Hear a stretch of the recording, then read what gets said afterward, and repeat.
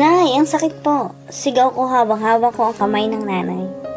Anak, hindi ako pwedeng sumama sa loob. Kaya mo yan. Ganyan din ang naranasan ko nang ipinanganak kita. Kaya ka na, ayanin mo anak. Sige nay. Saka ako nila pinasok sa delivery room. Makaraan ng 3 oras pinanganak ko na ang anak namin ni Gab. Nawalan ako ng malay pagkatapos kong isilang anak namin na babae. Dok, kumusta naman po ang anak ko? Tanong ng nanay sa doktor. Kayo po ba ang ina ng pasyente? Maayos naman po siya ngayon. Nasaan po ba ang ama ng bata?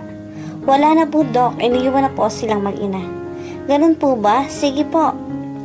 Kayo na lang po ang pumasok sa loob, ma'am, para may mag-assist po sa pasyente. Anak, kumusta ka na? Tanong ng nanay sa akin dahil sobrang pag-aalala nito. Nay, okay lang naman po ako pero ang sakit pa lang mga anak.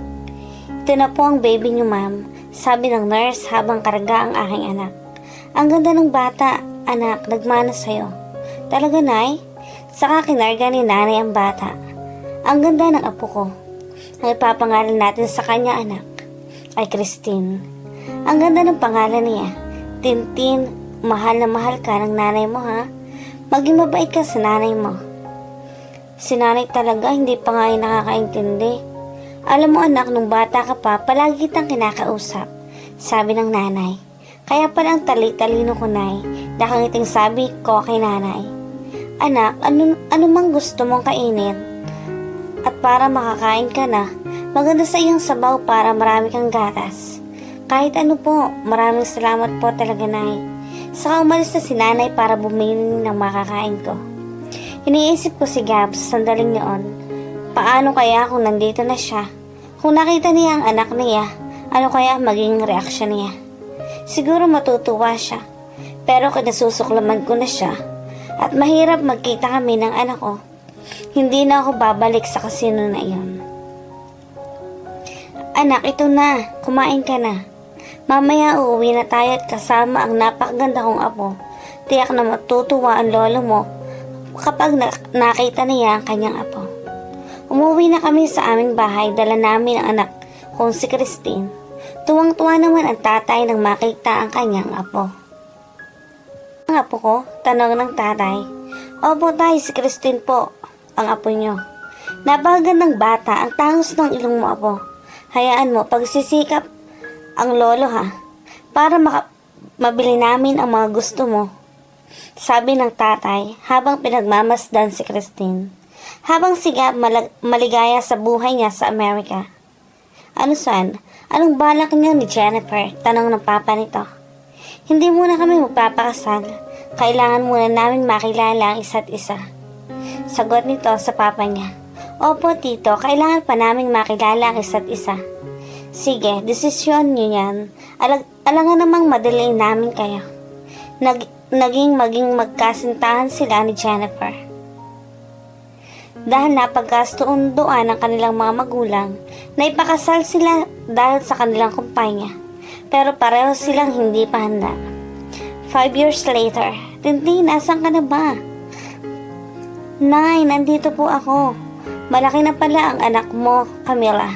Nasa na ba ang ama niyan? Tanong ng aming kapitbahay. Wala na po siya.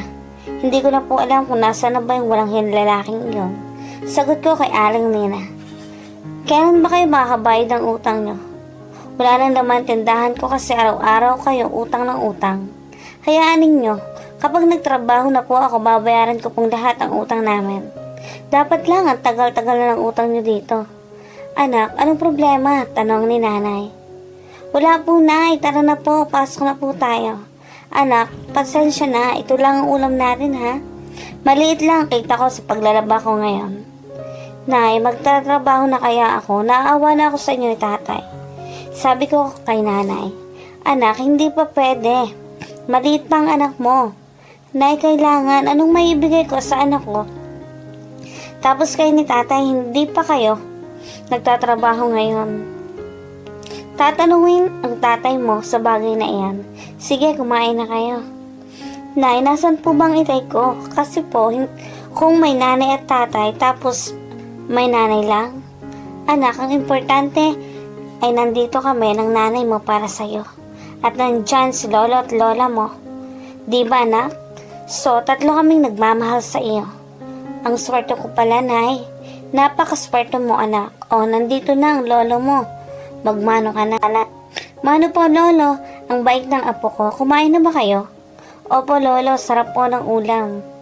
Tay, kumain na po kayo. Salamat, anak. Siya nga pala, tay. Gusto ko sana magtrabaho para makatulong naman ako sa gastusin dito. Anak, paano si Tintin? Dito po muna sa inyo at magpapadala na lang ako ng pera. Anak, baka di kayanin ng anak mo ang malayo sa'yo. Alam mong simula pagsilang mo kay Tintin, hindi yan tumatabi sa lola niya sa pagtulog. Kayanin kaya ng bata? Hindi magtatagal tayo, matatanggap din yan ni Tintin. Lalo na kung alam niya kung bakit kailangan ako magtrabaho. Sige anak, basta sanayin mo muna ang bata sa amin ng nanay mo. Mamaya anak, tatabi ka kay lola ha? Sabi ko sa anak ko, Nay, iiwan niyo po ba ako? Naiyak na tanong sa akin ni Tintin. Anak, hindi. Matutulog na tayo. Magkaibang oras ni Gab at Camila kung Pilipinas ay gabi, sa Amerika naman ay umaga. Good morning sir, sabi ng isang staff nila ni Gab. Where's Dad? I'm here, iho. Anong kailangan mo? Dad, mag-usap tayo sa loob. Sige. Bakit po kayo pumayag na bilhin yung shares natin sa pamilya pa talaga ni Jennifer? Iho, calm down. Mas okay na yan kaysa mapunta sa iba. And besides, magiging asawa mo na siya.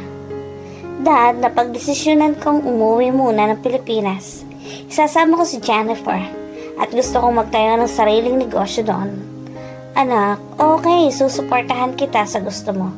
Ikaw ba ang new CEO ng company natin sa Pinas? Talaga po? Oo anak, maraming salamat po dad. Walang anuman iho. Teka, bakit hindi po kayo magpakasal ni Jennifer? Yun na nga dad. As I have said, happy naman kami kahit wala munang kasal. Alam na ba ng pamilya ni Jennifer ang balak ninyo? Sasabihin ni Jennifer sa kanila, kailan kayo uuwi ng Pilipinas, Jennifer? Sa susunod na linggo, Dad. Just make sure everything is okay between you and Jen. Ayaw kong mapahiya tayo sa pamilya niya, okay? Of course, Dad. Ano na pag-usapan ninyo ng tita kanina? Sinabi ko sa kanya na gusto kong umuwi ng Pilipinas at isasama kita. Kukuha tayo ng bahay doon. Alam mo, hindi ako marunong magluto. It's okay, kukuha tayo ng maid. Magtatrabaho tayo dun since ako nga hawak ng kumpanya. Akala ko pag wala na ako dito sa Amerika, hindi ko na kailangan pang magtrabaho. Alam mo, nakakapagod mag-pretend, kunwari gusto nating may kasal, dalawa. Pero ang totoo ako lang naman ang may gusto nun.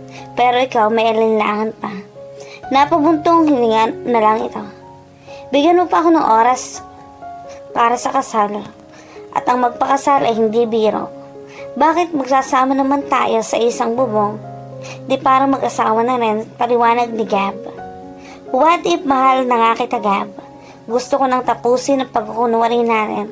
Mamumuhay tayo sa Pinas na walang involved ang negosyo o kasunduan ng parents natin. Yan ang plano ko. I want a normal life, yung walang nagdidikta sa atin. Sige, papayag ako. Sasama ako sa'yo. Good.